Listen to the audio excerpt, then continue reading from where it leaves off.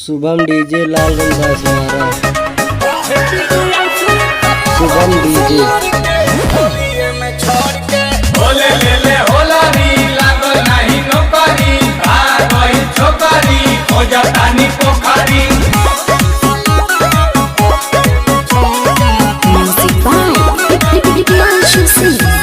रोतानी बालाटी में रंग पानी घोर के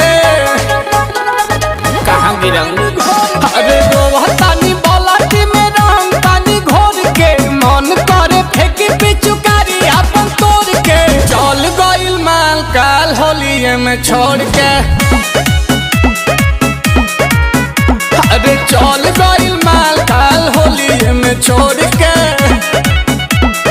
कहाँ गिरंग अरे होलहरी जरावे खाती आवत रहे भोर के मिलहला के बाद जाते रहे हुआ जोड़ के चल गइल माल हो बंगाल काल छोड़ के। अरे चल गइल माल हो बंगाल काल छोड़ के कहाँ गिरंग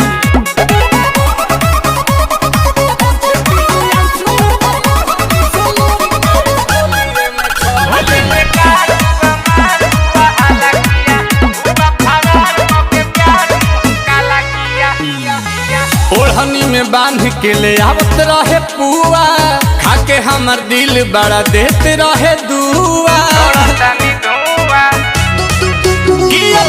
खइलो के बाद नहीं भूख लगे हमरा अभी एगो बतिया के दुख लगे।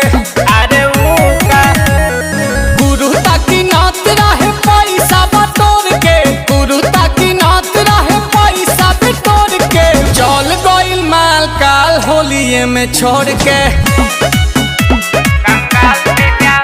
अरे चल गइल माल काल होलिये में छोड़ के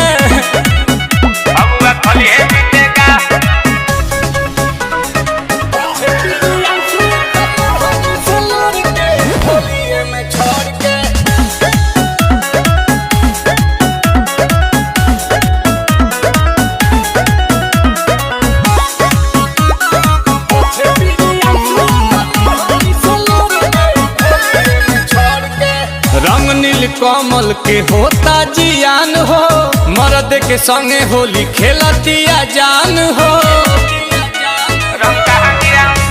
हम कैसे मनाई अपना आप के आंसू गिरता वे आंसू पाछा ताप के इलाज कराओ पोछे पीरी आंसू कर ओढ़नी से लोर के पोछे पीरी आंसू कर ओढ़नी से लोर के चल गइल माल काल फगुए में छोड़ के।